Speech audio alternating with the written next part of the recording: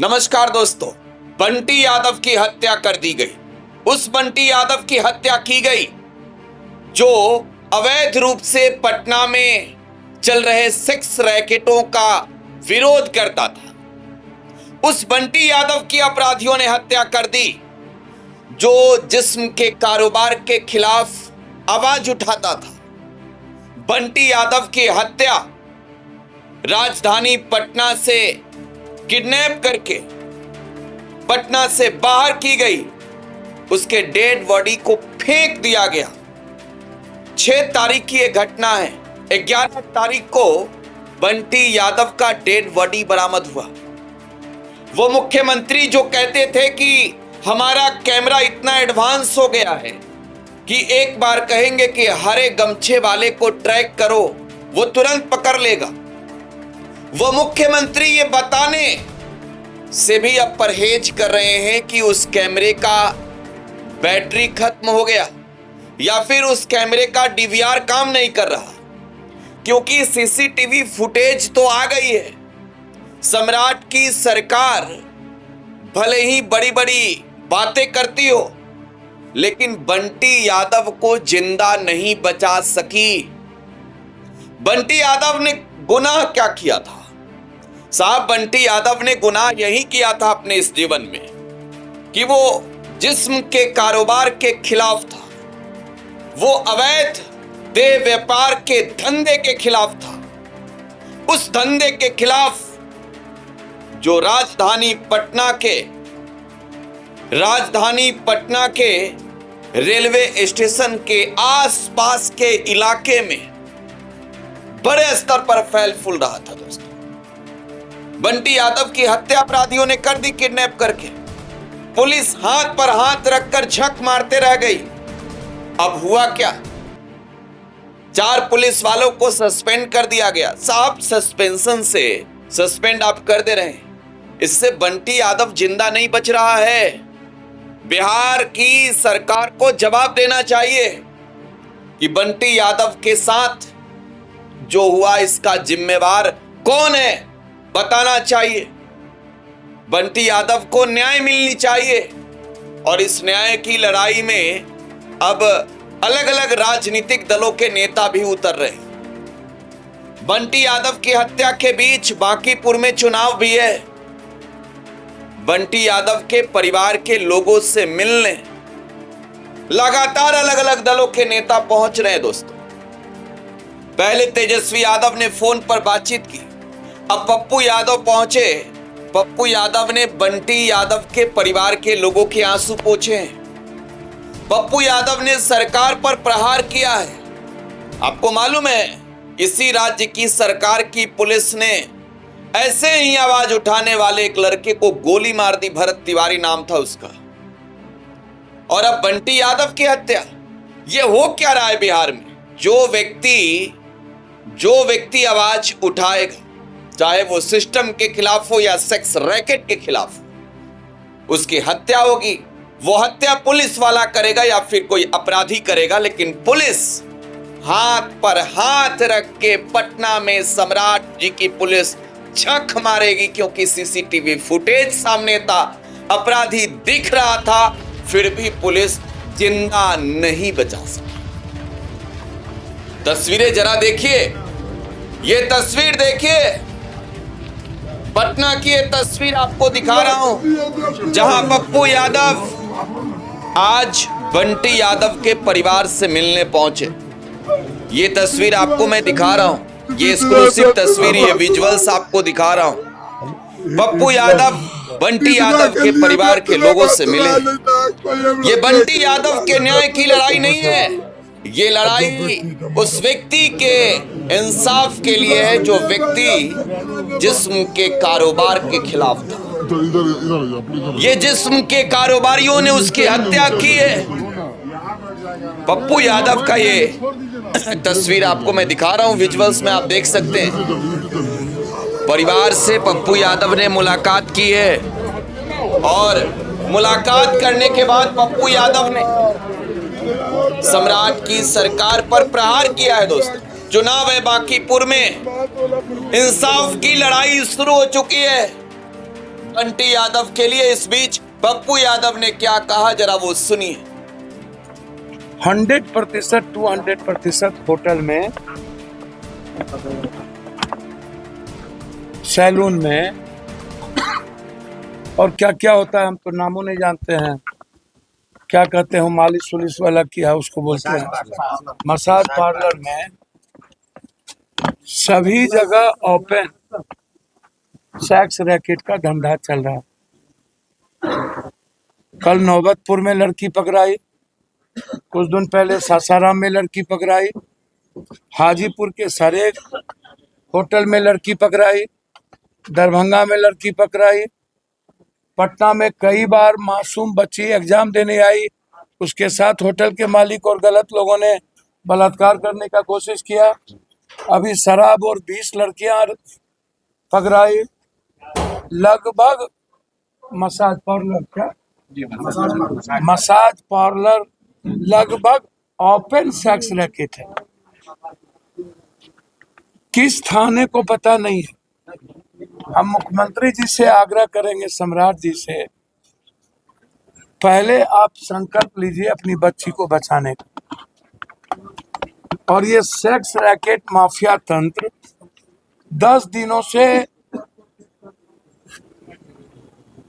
आपकी पुलिस की नींद नहीं टूटी। जब पप्पू यादव को आने का हुआ तो रात में आपने शुरू किया मसाज पार्लर, तो ये तो होटल, और उसके बाद आपने सस्पेंड की प्रक्रिया कुछ छोटी मछली को अभी किया है, आज इतने दिनों के बाद। अब आप हमको बताइए, आपके थानेदार पहले ही होटल को बोल दिए होंगे या मसाजर को बोल दिया होगा कि रेड होगा, आपको कोई नहीं मिला। पहले सीसीटीवी फुटेज को आप जोड़िएगा ना। जितना भी, मैं कई बार कह चुका हूं कि जितना भी हॉस्टल है, जितना भी गर्ल्स हॉस्टल है और टोटल जितना होटल है, आप जरा हमें बताएं कि गवर्नमेंट का क्या रूल फॉलो करता है। इस पूरे समाज में वह विरोध किया अपनी बहन बेटियों की इज्जत के लिए, अपने लिए नहीं। मोहल्ले में जितने घर, जिस जाति का घर है, सबकी बेटी माँ बहनों की सुरक्षा और उसकी इज्जत के लिए उसकी जिंदगी चली गई। कुछ दिनों के बाद इस परिवार को कोई देखने वाला नहीं बचेगा। अपराधी माफियाओं के बचाने का, सेक्स रैकेट चलाने का, शराब का धंधा करने का और जमीन माफियाओं से मिलेंगे का, जितने पटना के जमीन माफिया हैं, बालू माफिया है, सेक्स रैकेट माफिया है, शराब माफिया है, ड्रग्स माफिया है, पुलिस को लिख दीजिए कि सिर्फ यही चारों धंधा चलाएंगे और ये वसूली करेंगे। आम आदमी की सुरक्षा थाना नहीं करेगी, चार्जशीट नहीं होगा, या तो क्रिमिनल का काउंटर होगा या तो फांसी की सजा होगी। आप स्पीडी ट्रायल चलाइए सबका। दोस्तों, ये पूर्णिया के सांसद पप्पू यादव थे जिन्हें आप सुन रहे थे। बंटी यादव के घर पे खड़े थे और सरकार से मांग कर रहे थे। पप्पू यादव इस लड़ाई में अब उतर चुके हैं, तेजस्वी यादव इस लड़ाई में उतर चुके हैं, लेकिन इनके साथ साथ अब बीजेपी को लग रहा है कि ये इंसाफ की लड़ाई, दोस्तों ये इंसाफ की लड़ाई कहीं भाजपा के लिए चुनाव पर भारी ना पड़े। इस बीच रामकृपाल यादव भी पहुंच गए। रामकृपाल यादव भी बिहार सरकार में मंत्री हैं, वो भी बंटी यादव के घर पहुंचे। तस्वीरें मैं आपको दिखा रहा हूं। बंटी यादव के घर रामकृपाल यादव पहुंचे हैं। बिहार सरकार के मंत्री हैं रामकृपाल यादव। फिलहाल तो अस्वस्थ हैं, लेकिन आपको इस बात के लिए शुक्रिया कहना पड़ेगा रामकृपाल यादव को भी कि भले राजनीति क्यों ना हो, चुनाव क्यों ना हो, कम से कम बंटी यादव के घर तो रामकृपाल यादव पहुंचे। दोस्तों, रामकृपाल यादव पहुंचे तो सही। बंटी यादव के परिवार को भरोसा तो दिलाया कि वो लड़ाई लड़ेंगे। पप्पू यादव ने ये आश्वस्त तो किया कि ये इंसाफ की लड़ाई है, ये इंसाफ की लड़ाई का आगाज है। रामकृपाल यादव को भी जरा सुनिए क्या कहा उन्होंने। बंटी यादव की हत्या अत्यंत दुखद है। गरीब परिवार का लड़का, कमाता खाता, उसी पर डिपेंडेंट था परिवार, पूरा परिवार, भाई, माँ, पत्नी, बच्चे, और जघन्य अपराध हुआ है। इस घटना की जितना निंदा की जाए वो कम होगा। और ये पुलिस की निष्क्रियता दुखद है। परिवार के लोग कंप्लेन करने जाता है लोकल थाना जक्कनपुर में, तो इसलिए नहीं रहता है कि हमारा केस नहीं है, फलाना केतवाली केस। अरे तुमको 0 FIR करना चाहिए था और बाकी का ट्रांसफर करते, तो उसको इंटरटेन नहीं किया। गलप रही है, रो रही है। ये बहुत ही दुखद है। मैं धन्यवाद देना चाहता हूँ पटना पुलिस के सीनियर SP साहब को या सरकार को, जिन्होंने इसको बहुत गंभीरता से लिया इस घटना को, और जो लोग भी इसमें संलिप्त पाए गए अधिकारियों को दंडित किया गया और अपराधी पकड़े गए हैं।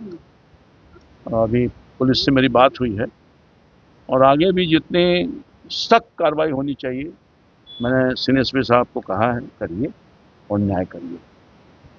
अधिक से अधिक जो प्रावधान है सजा का उसको मिलनी चाहिए। राजधानी पटना में कैमरे लगे हुए हैं चप्पे चप्पे पर, मगर कई दिन बीत गए, पुलिस के हाथ कोई सुराग नहीं लगा और जो अपराधी पकड़े गए, परिजन ये कहते हैं कि हमने पकड़ के लिया था। और सब की जो बरामदगी उसमें भी कहा जा रहा है कि परिजन ने ही उस सब को खोजकर पुलिस को बताया। तो पुलिस प्रशासन इतने दिनों तक चुप थी, मौन थी, इसीलिए तो कार्रवाई हुआ ना। सरकार ने एहसास किया कि पुलिस अपने दायित्वों का निर्वहन नहीं की है और 0 टॉलरेंस पॉलिसी है सरकार का अपराध, इसीलिए सख्ती के साथ कार्रवाई हुआ है और भी कार्रवाई करना पड़ेगा सख्ती के साथ। तो सरकार बख्शेगी नहीं, अपराधी अब छूट नहीं मिलेगा। किस तरह की सहायता परिवार सरकार के समक्ष इस बात को मैं रखूंगा और नियमानुसार जो भी परिजन के लिए सहायता होगी सरकार की तरफ से दिलवाने की कोशिश करेंगे। सेक्स रैकेट जो यहाँ पर चलता था, जिसको लेकर बंटी यादव लगातार आवाज बुलंद कर रहे हैं, तो ये एक दिनों से तो चल नहीं रहा था, ये सिंडिकेट सालों से चल रहा है। दोस्तों, ये रामकृपाल यादव थे जिन्हें आप सुन रहे थे। रामकृपाल यादव को आप सुन रहे थे। बंटी यादव को इंसाफ कब मिलेगा, ये बड़ा सवाल है। बंटी यादव को इंसाफ कब मिलेगा, ये बड़ा सवाल है दोस्तों। लेकिन इस बीच बांकीपुर में चुनाव की शोर है। अब बंटी यादव के साथ साथ बांकीपुर की भी चर्चा कर लेता हूं। बांकीपुर विधानसभा क्षेत्र में दोस्तों चुनाव की शोर काफी तेज है। 26 प्रत्याशी अब भी मैदान में, जिसमें लालू प्रसाद यादव भी हैं कैंडिडेट, नीतीश कुमार भी हैं कैंडिडेट, प्रशांत किशोर तो हैं ही, रेखा गुप्ता तो है ही, नीरज सिन्हा भी कैंडिडेट है दोस्तों। बांकीपुर का चुनावी दंगल आज चर्चा में इस वजह से है कि JJD की कैंडिडेट बीना मानवी, जिन्हें पुलिस ने कल गिरफ्तार किया था नामांकन के दौरान, जिन्होंने अपनी गिरफ्तारी तक दे दी, पुलिस के वैन में बैठ गई। 420 का मामला बताया जा रहा था लेकिन जमानत मिल गई। बीना मानवी का नामांकन रद्द हो गया है। ये तेज प्रताप यादव की पार्टी JJD से चुनाव लड़ रही थी। जनशक्ति जनता दल की उम्मीदवार थी बीना मानवी, इनका नामांकन रद्द हो गया है स्क्रूटनी के दौरान। लेकिन बड़ी बात यह कि अब भी 26 प्रत्याशी मैदान में है दोस्तों। इस रिपोर्ट में बस इतना ही। आप अपनी प्रतिक्रिया कमेंट बॉक्स में छोड़े जाइएगा। फिलहाल आप टुडे बिहार न्यूज के साथ बने रहें। धन्यवाद।